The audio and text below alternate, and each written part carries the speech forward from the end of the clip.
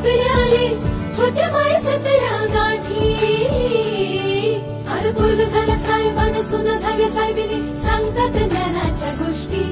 अरे पोरग झालं साहेबान सुना झाल्या साहेबिनी सांगतात ज्ञानाच्या गोष्टी. माझ्या भीमान भीमान माझ्या भीमान भीमान माझ्या भीमान भीमान मान सोन्यान भरली ओटी.